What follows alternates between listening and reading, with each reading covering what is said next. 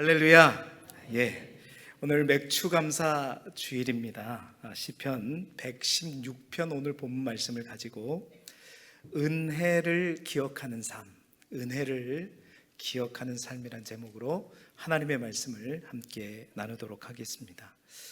맥추감사 주일은 그렇습니다. 한 해의 절반을 지나면서 하나님께 감사의 예배를 드리는 절기입니다. 구약에 보면 구약 성경의 맥추절은 밭에 첫 열매를 거두고 하나님께 그 열매를 드리는 절기였습니다. 농부가 씨를 뿌리고 또 비를 기다리고 햇빛을 바라보고 또 땀 흘려 수고한 후에 첫 열매를 거두게 되면 그 첫 열매를 자기 창고에 먼저 드리지 않았다라는 것입니다. 하나님께 먼저 드렸다는 거죠. 여러분, 왜 그랬을까요? 이유는 그렇습니다. 하나님, 이 열매는 제 손의 결과만이 아니다라고 고백하는 것입니다. 하나님, 이 열매는 제 손의 결과만이 아닙니다. 하나님께서 비를 주셨기 때문이고, 또 하나님께서 햇빛을 주셨기 때문이고, 또 하나님께서 이 땅을 붙들어 주셨기 때문이고, 여기까지 자라게 하셨기 때문입니다. 여러분, 이 고백이 바로 이 맥추절에 담겨 있습니다. 그러므로 여러분, 맥추감사절은 단순히 수확이 있어서 감사하는 절기가 아니라 이 맥추감사절은 지난 반년 동안 내 삶의 주인이 바로 하나님이심을 다시 고백하는 날입니다. 오늘도 그 고백이 저와 여러분 모두의 고백이 되기를 주님의 이름으로 축원합니다. 여러분, 우리는 참 감사하단 말을 많이 합니다. 감사합니다. 감사합니다. 누군가가 나를 조금이라도 도와주면 뭐라 그래요? 감사합니다. 하루에도 여러 번 누군가가 문을 열어줘도 뭐라 그래요? 감사합니다. 음식을 대접받으면 감사합니다. 그런데 여러분, 성경이 말하는 감사는요, 단순한 어떤 예의나 어떤 감정의 표현이 아닙니다. 여러분, 성경이 말하는 감사는요, 훨씬 더 깊은 의미를 가지고 있다는 거죠. 그래서 여러분, 성경의 감사는, 오늘 제가 여러분과 함께 나누고자 하는 것은 뭐냐? 성경의 감사는 따라해 봅시다. 기억하는 신앙입니다. 기억하는 신앙이 바로 감사다는 거예요. 하나님께서 나에게 무엇을 하셨는지를 잊지 않는 것입니다. 그 은혜를 기억하는 삶에서부터 시작해서 그 기억을 표현하고 그 감사를 표현하고 살아내기까지 잊지 않는 것. 여러분, 이것이 성경이 말하는 감사입니다.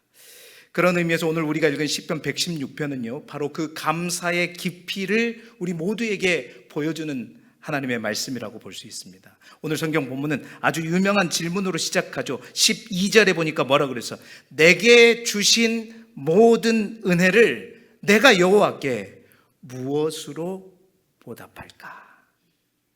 여러분, 이 질문이 비단 오늘 시편 기자의 질문뿐만 아니라 우리 모두의 질문이 되기를 소망합니다. 우리의 감사를 그래서 더욱더 새롭게 하고 우리의 깊은 감사를 깨우는 그러한 질문이 되어서 여러분, 오늘 이 맥주 감사 주일 우리의 감사가 단순한 절기 행사가 아니라 은혜를 기억하고 또 그 은혜를 표현하며 감사가 삶으로 흘러가는 복된 믿음의 삶이 되시기를 주님의 이름으로 축원합니다. 자, 무엇으로 보답할까? 오늘 성경 시편 기자는 무엇으로 보답할까? 그 첫 번째는요, 은혜를 기억하는 것으로 보답해야 된다는 겁니다.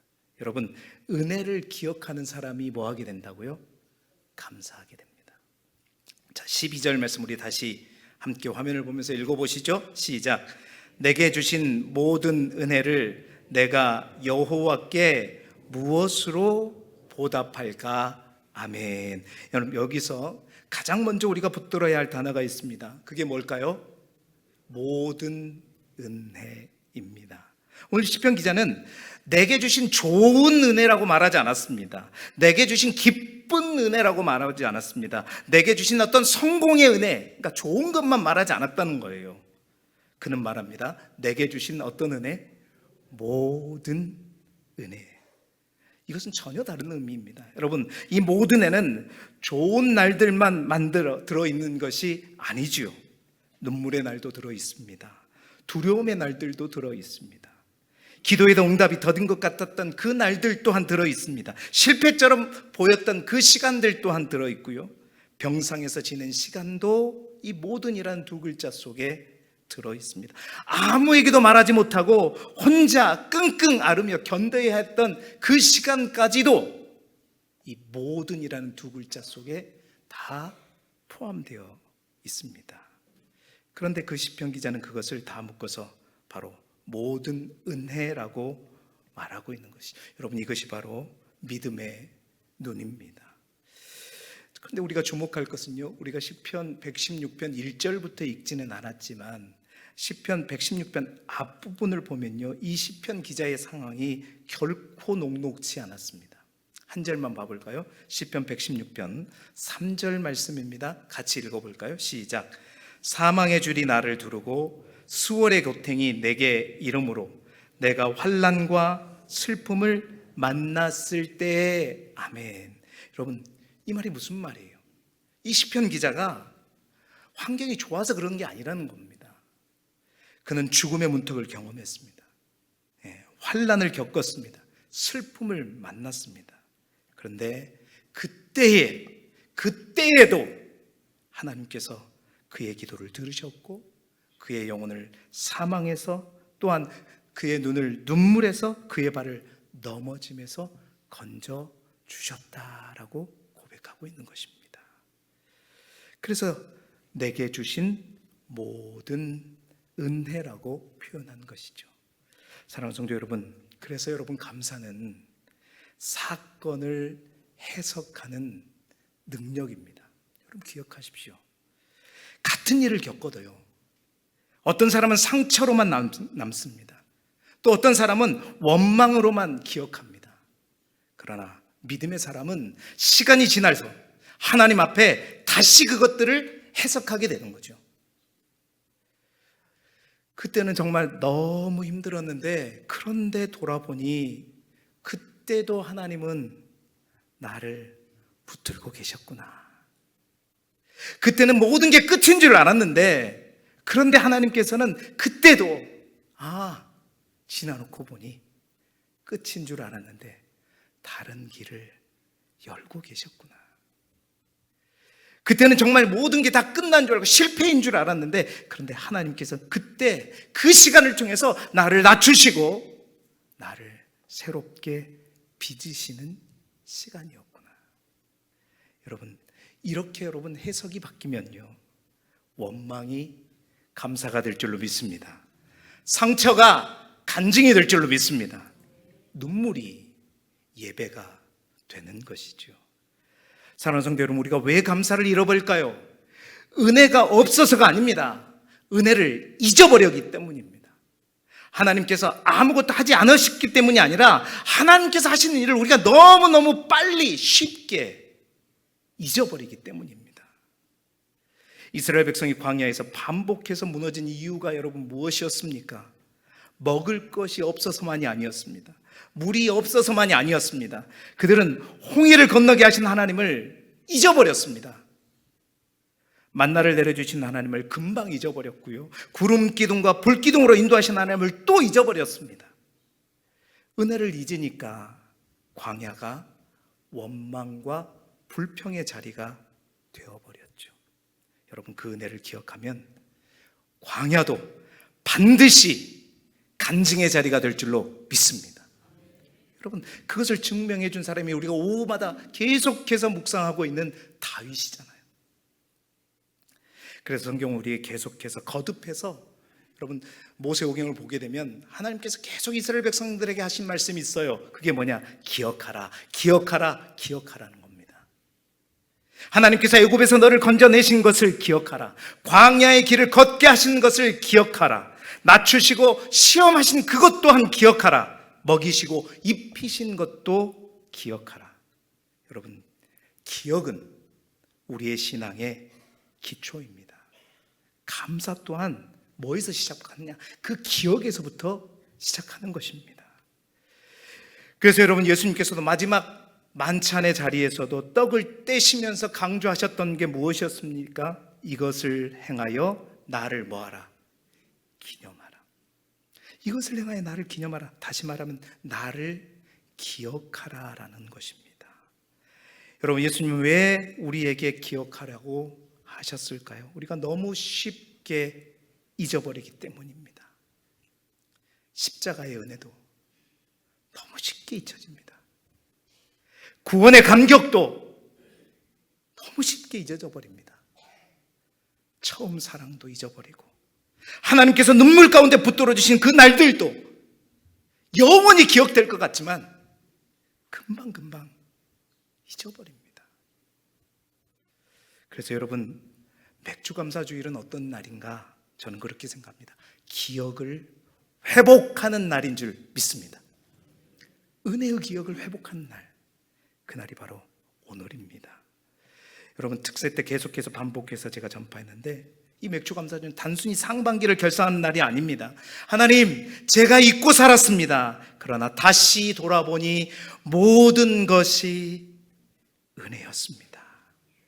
이 고백을 회복하는 날이 바로 오늘입니다. 여러분, 지난 6개월을 돌아보십시오.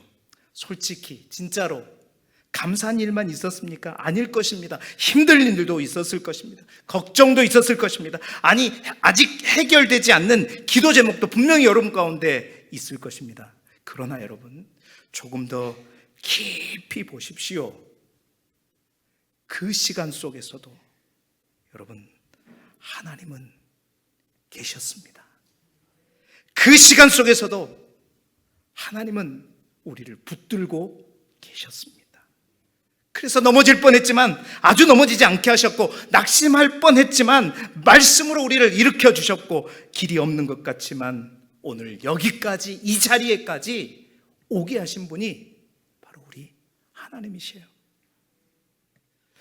그렇습니다. 저는 여러분이 당했던 눈물과 고난을 폄하하는 것이 아닙니다. 그래요, 눈물은 눈물입니다. 광야는 광야예요. 폭풍은 폭풍입니다. 힘들어요, 어려워요, 아파요. 그러나 여러분, 그곳에도, 그 자리에도, 그 시간에도 우리 하나님이 계셨다면 여러분, 그 시간도 은혜의 자리로 바뀔 수 있음을 믿습니다. 이것이 믿음이잖아요. 감사는 그래서 상황이 좋아서 생기는 감정이 아닙니다. 감사는 우리 하나님께서 어떠한 순간에서도 우리를 놓치지 않으시고 함께 하셨다는 것을 깨닫는 순간 터져 나오는 믿음의 고백이 바로 감사인 것입니다. 오늘 이 맥주감사 주일에 여러분의 기억이 새로워지시기를 바랍니다. 잃어버린 것만 기억하지 마시고, 안 된 것만 붙들고 계지 마시고, 아직 없는 것만 바라보지 마시고, 또한 응답되지 않는 것만 붙들고 낙심하지 마시고, 붙들어지신 은혜를 기억하십시오. 이미 주신 은혜를 세워보십시오. 여기까지 인도하신 하나님을 바라보십시오. 그 기억이 살아날 때 감사가 살아나게 될 줄로 믿습니다. 오늘 교회학교 연합예배를 드리는데 주보를 봤는데 우리 김종민 전사님 말씀 제목을 보고 나하고 통했구나. 제목이 뭐였죠? 발견되는 감사인가? 여러분, 발견과 발명에 대해서 얘기한 것 같아요. 여러분, 발견은 무엇입니까? 발명은 무엇입니까? 발명이라고 하는 것은 없던 것을 새롭게 만들어내는 것이 발명입니다. 발견은 뭐죠? 우리가 찾지 못했던 것을 찾아내는 것이 발견입니다. 여러분, 감사는 어디에서부터 시작될까요? 하나님이 우리 고통과 눈물의 그 시간 가운데도 하나님이 계셨다면 반드시 그곳에는 하나님의 은혜가 숨겨져 있어요. 그걸 발명하려고 생각하지 마시고 어떻게 발견하십시오. 분명히 있어요. 거기서부터 감사는 시작되는 겁니다. 은혜를 발견하고 기억하라. 하나님께서 우리 각 사람 마음속의 은혜의 기억을 회복시켜 주셔서 지난 모든 시간을 하나님의 손길로 다시 바라보시고 진심으로 감사하는 사랑하는 저와 여러분이 되시기를 그리스도 예수 이름으로 축원합니다. 두 번째, 어떻게 무엇으로 보답할까요? 감사를 표현하십시오. 표현하시라. 여러분, 감사는요 표현될 때 하나님께 향기가 됩니다. 하나님이 표현될 때 그것을 기뻐하신다는 얘기예요. 벌써 이 얘기 들은 거 긴장하신 분이 있어요. 요거 생각하시는 분들. 그 얘기 아닙니다. 그 얘기 아니에요. 여러분, 내게 주신 모든 은혜를 내가 여호와께 무엇으로 보답할까? 이 질문에 대한 답이 오늘 우리가 읽은 성경 13절부터 18절까지 보면 그 답이에요. 우리는 아마 이렇게 생각할 겁니다. 하나님, 그 은혜 제 마음속에 잘 담고 늘 생각하고 늘 깨닫고 있습니다. 예, 그런데요, 시편 기자는 그렇게 말하지 않습니다. 13절, 14절만 우리가 함께 먼저 읽어볼까요? 13절, 14절 시작. 내가 구원의 잔을 들고 여호와의 이름을 부르며 여호와의 모든 백성 앞에서 나는 나의 소원을 여호와께 갚으리로다. 12절이 뭐였다고요? 어떻게 보답할까? 그랬더니 그 답이 뭐예요? 내가 구원의 잔을 높이 들고 여호와의 이름을 부르며 나의 소원을 여호와께 갚으리로다. 뿐만 아닙니다. 17절에서는요 내가 감사제를 드리며 18절에는 모든 백성 앞에서 내가 내 소원을 지키겠다 말하고 있어요. 여러분, 이 시편 기자의 감사에서 공통점이 있습니다. 그건 뭐냐? 모두가 다 마음속에 담아두는 게 아니라 뭐예요? 행동입니다. 행동이에요. 잔을 듭니다. 입을 열어 부릅니다. 예배를 드립니다. 감사제를 올려 드립니다. 소원을 지키고 갚겠습니다. 보세요, 여러분, 하나님은 우리의 감사를 마음속에만 머물게 하지 않으셨습니다. 반드시 밖으로 드러나게 하셨습니다. 왜일까요? 하나님께서 우리의 마음을 모르실까요? 모르시기 때문일까요? 아닙니다. 하나님은 우리의 생각까지도 다 아시는 분이세요. 그랬다면 왜 굳이 하나님은 감사를 표현하게 하셨을까요? 저는 이 질문을 묵상하면서 레위기를 다시 찾아보았습니다. 여러분, 레위기에는 5가지 제사가 나와줘요. 번제, 소제, 화목제, 속죄제, 속건제가 나옵니다. 여러분, 그 가운데 감사제는 어디에 들어있냐면 바로 화목제 안에 감사제가 포함되어 있습니다. 이 말은 무슨 말이냐? 감사제는요 죄를 용서받기 위해서 드리는 제사가 아닙니다. 다시 말해서 무언가를 얻기 위해 드리는 제사도 아닙니다. 이 감사제는요, 화목제는요, 이미 받은 은혜를 기뻐하면서 하나님과의 교제를 즐거워하는 제사가 바로 감사제입니다. 그러니까 감사는요 하나님께 뭔가를 얻어내기 위한 수단이 아니라 우리와 하나님과의 그 관계 그 자체를 기뻐하고 고백하고 즐거워하고 나누는 자리. 여러분, 이것이 참 중요합니다. 우리는 종종 서두에도 말씀드린 것처럼 감사를 예의 정도로 생각합니다. 누군가가 나를 도와주면 감사합니다 라고 말하는 것처럼. 그러나 성경은 감사를 그렇게 설명하지 않습니다. 감사가 뭐냐? 감사는 관계를 드러내는 언어입니다. 하나님과 내가 어떤 관계인지를 보란듯이 보여주는 것, 이것이 감사의 성경적인 의미입니다. 그래서 여러분, 감사하지 않는 것은, 특별히 하나님께 감사하지 않는 것은 단순히 하나님 앞에 우리가 예의가 없는 어떤 행동을 의미하는 것이 아니라 나와 하나님과의 관계가 별반 없다라는 것을 드러내는 거예요. 우리가 하나님과 함께 감사를 행동으로, 많은 삶으로 표현할 때 하나님이 내 삶의 주인이고 하나님이 내 삶에 깊이 관여하고 계시고 나와 함께 하시는 분이라는 사실을 고백하는 행위라는 것입니다. 그래서 감사는 나의 믿음을 밖으로 드러내는 행위이죠. 여러분, 이 모습을 가장 아름답게 보여준 사람이 누굴까 곰곰이 생각해 보았습니다. 그랬더니 생각나는 한 여인이 있었어요. 그 여인은 바로 요한복음 12장에 나오는 우리가 잘 아는 바보 같은 마리아였습니다. 예수님께서 베다니에 계실 때 마리아가 값비싼 나드 한 향유 한 옥합을 가지고 오잖아요. 그리고 아무 말도 없이 예수님의 머리도 아니에요, 몸도 아니에요. 어디에요? 발에 붓습니다. 발에 붓잖아요. 성경 그 향유가 300데나리온의 값이었다고 기록하죠. 그 값은 바로 당시 노동자의 거의 1년의 품삯이었습니다.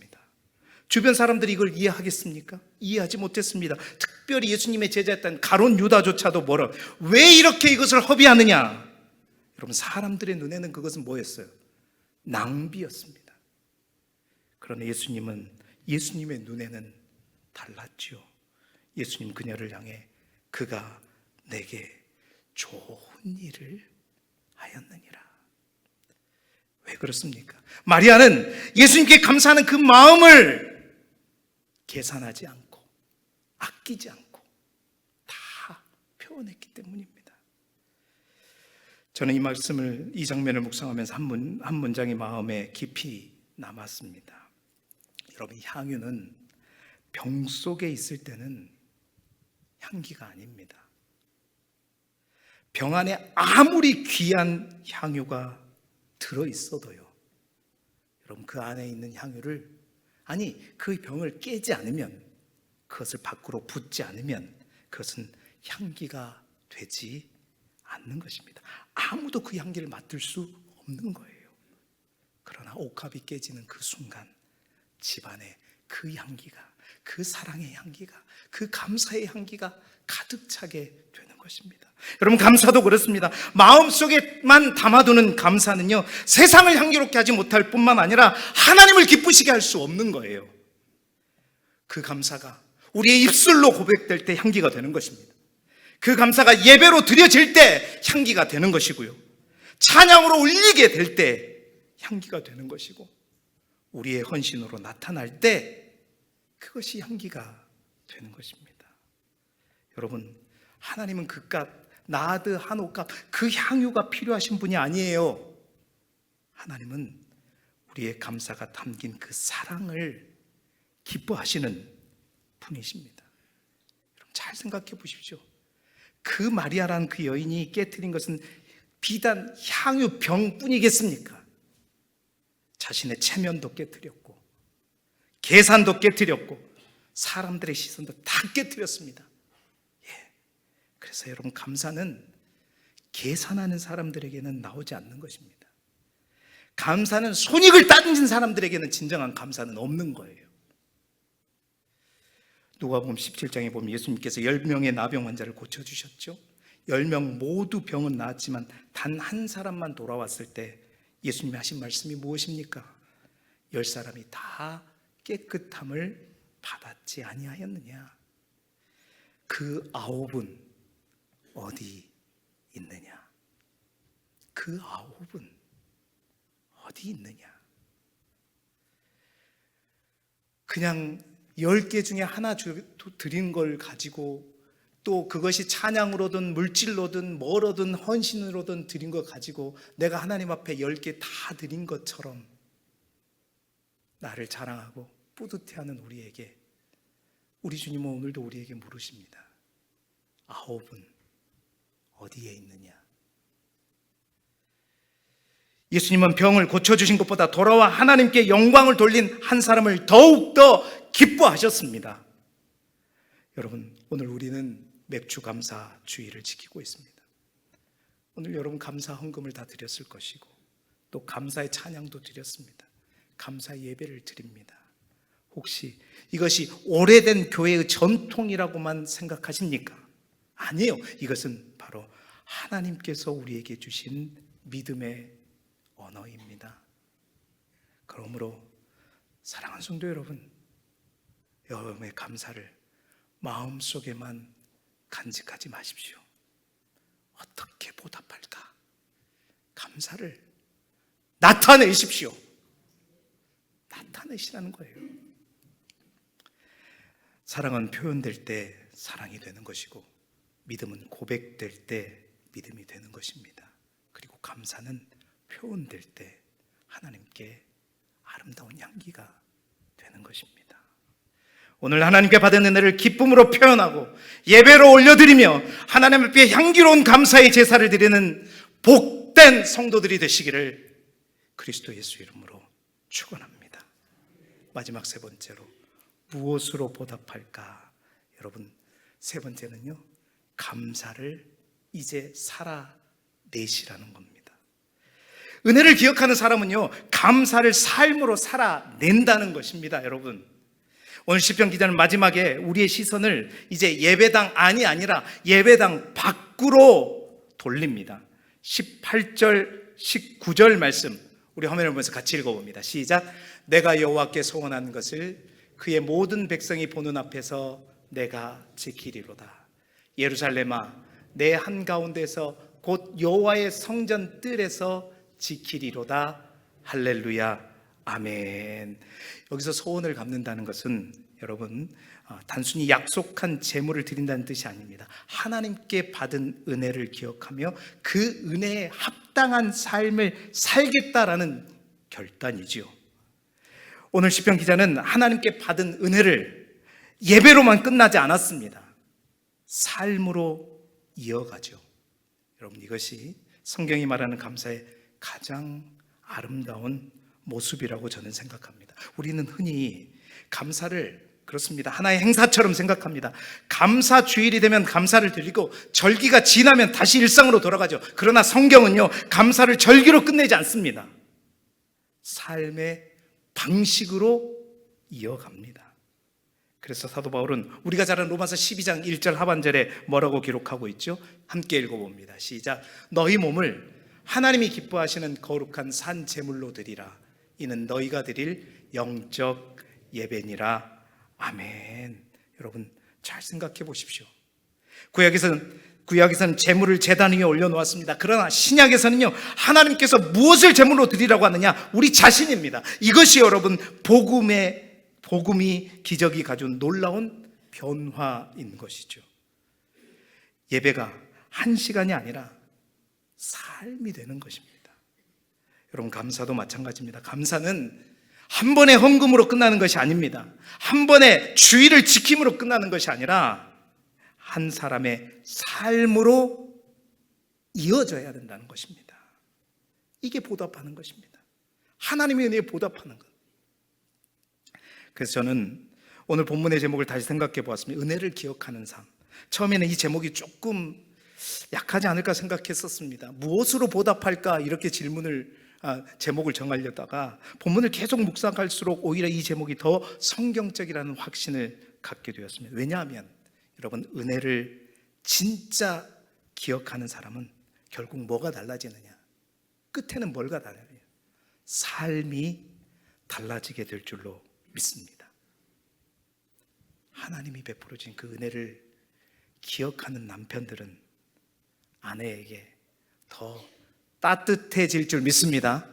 남편들이요, 아멘 하시기 바랍니다. 은혜를 기억하는 아내는 남편들을 더욱 이해하게 될 줄로 믿습니다. 아멘이 겁나게 적네요. 여러분, 은혜를 기억하는 부모는 자녀를 바라볼 때 하나님의 시선으로 바라보게 될 것입니다. 은혜를 기억하는 성도는 교회를 섬기는 것이 짐이 아니라 기쁨이 될 것이고, 은혜를 기억하는 사람은 용서할 것입니다. 왜냐하면 자신도 용서받았음을 기억하기 때문입니다. 은혜를 기억하는 사람은 나누게 될 것입니다. 왜냐하면 자신도 거저 받았음을 알기 때문이죠. 사랑하는 성도 여러분, 오늘 우리는 맥주 감사주의를 지키고 있습니다. 맥주 감사절은 지난 6개월을 돌아보는 절기이기도 하지만 동시에 앞으로의 6개월을 시작하는 절기이기도 합니다. 저는 오히려 후자가 더 중요하다라고 생각합니다. 지난 6개월을 감사하는 사람들은 너무나도 많습니다. 그러나 앞으로의 6개월을 감사하며 시작하는 사람은 어떤 사람만이 할 수 있느냐? 그것은 믿음의 사람만이 할 수 있고, 지난 6개월 동안 베풀어 주신 하나님의 은혜를 잊지 않고 기억하는 사람만이 할 수 있는 것입니다. 여러분, 아직 무슨 일이 일어날지 우리 모르지요. 어떤 만남이 있을 줄 모릅니다. 어떤 어려움이 찾아올 줄도 모릅니다. 그러나 우리는 한 가지는 분명하게 알고 있습니다.